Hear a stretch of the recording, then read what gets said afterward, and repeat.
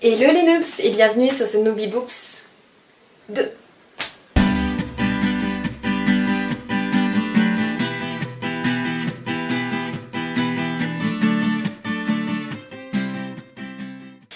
Et aujourd'hui il va être question de ce livre-là, Neurolearning, les neurosciences au service de la formation, publié aux éditions Erol, que l'on doit au docteur Nadia Medjad, qui est médecin de formation et qui est aujourd'hui aussi conseillère et coach dans le domaine des neurosciences, que l'on doit également à Philippe Gilles et Philippe Lacroix, qui sont les cofondateurs du cabinet de conseil ILDI, un cabinet de conseil spécialisé dans l'innovation au service de la formation. Neurolearning, qu'est-ce que quoi ?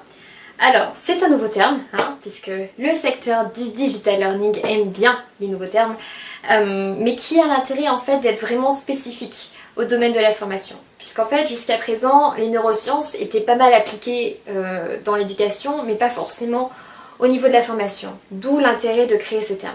Alors, ce qu'il faut savoir, c'est que ce livre s'inscrit très nettement dans une volonté de vulgarisation scientifique.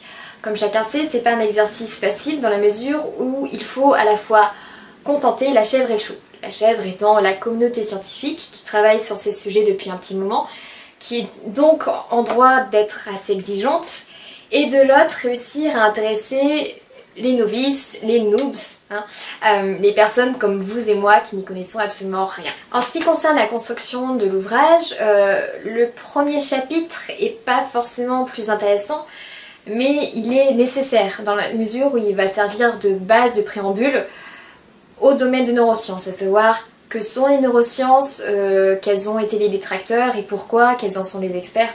Bref, tout ça c'est quand même nécessaire afin de bien comprendre dans quoi on met les pieds.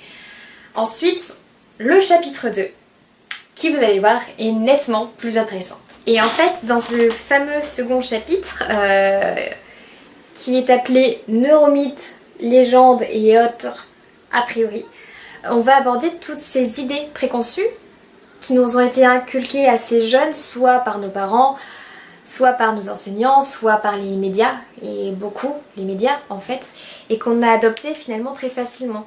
Moi par exemple, il y en a un que je partageais il y a encore pas très longtemps, comme quoi certaines personnes avaient une mémoire plus visuelle, d'autres plus auditive et encore d'autres plus kinesthésique. Et ben en fait pas du tout. Ça c'est juste des méthodes de travail, mais à la base l'être humain est un être principalement visuel en fait. Et parmi la dizaine de neuromythes qui est proposée dans ce livre, il y en a deux que j'adore tout particulièrement. Mais vraiment, vous allez voir pourquoi. Le premier, c'est celui de dire que les femmes sont plus multitâches que les hommes. Ouais. Alors de 1, c'est faux. Et de 2, c'est pas bon d'être multitâche en fait. Si. Si on vous demande de ne pas téléphoner au volant, c'est qu'a priori il y a une bonne raison derrière. Voilà.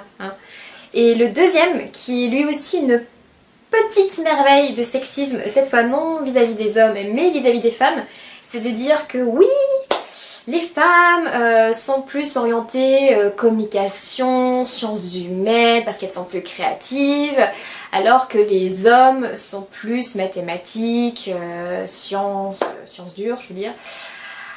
Ouais. Sérieusement, celui-là, il est quand même particulier, parce qu'il explique malheureusement le fait qu'aujourd'hui encore, des femmes osent pas forcément s'orienter sur des carrières scientifiques parce qu'elles sont des femmes. Tu ne peux pas être scientifique? Tu es une femme? Ben non, ça marche pas. Bref, et c'est très habile de la part des auteurs d'avoir mis ce chapitre dès le début, parce que de cette façon, le lecteur est déstabilisé dans ses idées, dans le peu de choses qu'il pensait savoir sur les neurosciences, et ben en fait il se rend compte que pas du tout.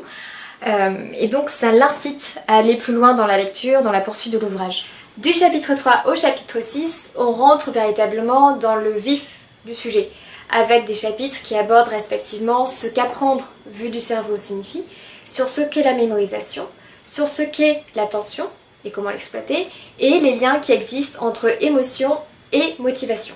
Alors, qu'en ai-je pensé? Je vais déjà commencer par vous donner un conseil de lecture.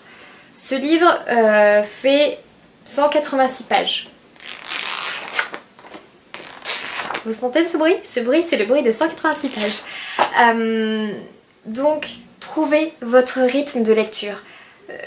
N'y allez pas tout go, vraiment. Il y a beaucoup d'informations et si vous ne faites pas de pause régulièrement, vous n'allez pas réussir à retenir ne serait-ce que le quart de la moitié des informations qui sont dans ce livre. Donc oui, appliquez les conseils de ce livre, à savoir votre mémoire n'est pas illimitée, faites des pauses. Et on va voir les points négatifs, comme ça sera fait, on sera débarrassé. Et on est vraiment sur de l'ordre de la mini-critique, voire même de la nano-critique en fait. Sur les 186 pages qui constituent le livre, on a en tout et pour tout 10 schémas. Moi ça m'a un peu dérangée, en tout cas ça m'a manqué. J'aurais aimé peut-être moins de texte et plus de schémas. Cela étant dit, il y a des points positifs, vraiment. Le premier étant que la construction du livre est quand même très claire. Il y a un code couleur qui est appliqué. Chaque chapitre a sa couleur définie. Le chapitre 3 par exemple est en vert, le chapitre 4 est en noir. Ça permet de clarifier la progression du livre, donc c'est plutôt pas mal. Deuxième point positif, c'est que dans la mesure du possible, on évite tout jargon scientifique. Le lexique utilisé est clair et en plus, à la fin, au pire, il y a un lexique, donc c'est plutôt pas mal. Et troisième point important, celui qui m'a le plus plu, pas facile à dire ça, le plus plu, c'est des petits encadrés qui viennent régulièrement remettre en contexte ces notions de neurosciences dans le secteur du digital learning et de la formation. C'est en fait, si vous voulez, des conseils très concrets, très pragmatiques. Donc, est-ce que ce livre a sa place dans votre bibliothèque de formateurs? Eh bien, la réponse est oui! Allez-y, d'autant plus que le prix n'est pas déraisonnable, 26 €, c'est plutôt pas mal. Je vous rappelle juste quand même que les neurosciences sont en phase de devenir un sujet assez hype, confère notre ministre de l'Éducation qui veut les remettre sur le devant de la scène. Donc ne lisez pas tout et n'importe quoi, je vous conseillerais de vous appuyer sur ce livre en tant que préambule, en tant qu'introduction. Et voilà.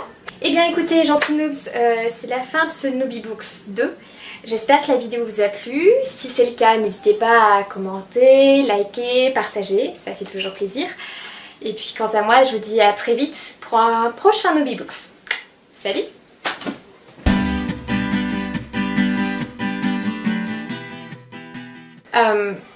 Par contre, chapitre 3, apprendre vue du cerveau. Les années 90, surnommées décennie du cerveau par le président américain George W. Bush, ont donné le coup d'envoi d'une nouvelle ère de la science du cerveau. Conclusion. Après la décennie du cerveau, consacrée par Obama dans les années 90, le XXIe siècle sera-t-il le siècle du cerveau comme l'avance le neuroscientifique français Jean-Pierre Changeux? Non, mais de toute façon, les mecs ils se plantent parce que c'est Abraham Lincoln qui a dit que les années 90 ce serait la décennie du cerveau, en fait.